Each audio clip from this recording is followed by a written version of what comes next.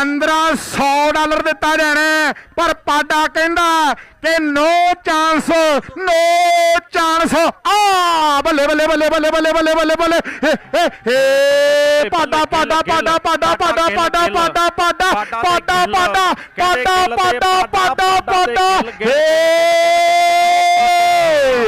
पावे पाठिया ओ पावे मलक साहब ਇਹ ਮੁੰਡਾ ਪਾਡਾ ਜੋ ਇਸ ਸਮੇਂ ਖੇਡ ਮੈਦਾਨ ਦੇ ਵਿੱਚ ਕਬੱਡੀ ਪਾਉਣ ਦੇ ਵਾਸਤੇ ਵੱਧ ਚੁੱਕਾ ਹੈ। ਉਧਰ ਸਾਹਮਣੇ ਪਾਸੇ ਯਫਰਵਾਨ 601/1 ਵਾਲਾ ਮੁੰਡਾ ਇਸ ਸਮੇਂ ਖੇਡ ਮੈਦਾਨ ਦੇ ਵਿੱਚ ਬੱਲੇ ਬੱਲੇ ਕਰਵਾਉਣ ਦੇ ਵਾਸਤੇ ਪਹੁੰਚ ਚੁੱਕਾ ਹੈ। ਇਹ ਕਮਾਲੀਏ ਵਾਲਾ, ਉਹ ਕਮਾਲੀਏ ਦੇ ਦੋ ਹੀ ਬ੍ਰਾਂਡ ਮਸ਼ਹੂਰ ਨੇ, ਇੱਕ ਖੱਦਰ ਤੇ ਦੂਜਾ ਯਫਰਵਾਨ। ਇਹ 90 ਸਕਿੰਟਾਂ ਦੇ ਵਿੱਚ ਜਾ ਕੇ ਗੱਲ ਵਿੱਚ ਫੁਰਤੀ ਦਲੇਰੀਆਂ ਦੀ ਦਿੱਤੀ ਹੁਣੀ ਮਾਂ ਇਹਨੂੰ ਗੁੜਤੀ। ਆ ਕਬੱਡੀ ਕਬੱਡੀ ਕਬੱਡੀ ਕਰਦਾ ਪਿਆ ਮੁੰਡਾ ਸ਼ਹੀਨ। ਟੋਕਾ ਅਲੀ ਬਲੈਜ ਟੋਕਾ ਟੋਕਾ ਟੋਕਾ ਟੋਕਾ ਨਹੀਂ ਬਣਿਆ ਕੰਮ। और आदिल असलम गिल परफॉर्म नहीं कर रहा, थोड़ी इंजरी है बाजू ते। चेक एक फुल गुलाब तेरा, तेरी खेड़ बहादुरी वेख के ही आशिक होया सी पूरा पंजाब तेरा। इधरले बन्ने इधर शाहीन और पाकिस्तान की कोशिश है, लेकिन नंबर पाडा फिर जोड़ गया अपनी टीम वास्ते। पाडा फिर जोड़ गया मैदान भी कबड्डी पाउण दे वास्ते।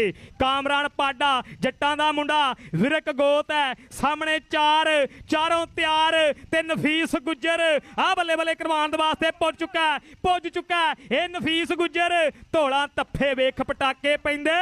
कौडी खेड़ पंजाबियां दी। छब्बा भाजी पर छब्बा भाजी तेरे हाल हवाले चंगे लगदे ने, दिल नू तेरे चाले चंगे लगदे ने। मन्निया घर दा गहना सारे हुंदे ने, पर पुत्तर अणखां वाले चंगे लगदे ने। विच विरक परिवार दा पुੱਤ है, जट्टां दा मुंडा विरक गोत है। सामने चार ते चाहूं दे विच आ नफीस गुज्जर के हरा पाया ते चिट्टा चोया, जिद विआह के छड्डी। ए पुੱਤ गुजरां दा आया खेडण वेख कबड्डी, पर सामने ये जट्टां दा मुंडा बल्ले बल्ले करवांदा होया।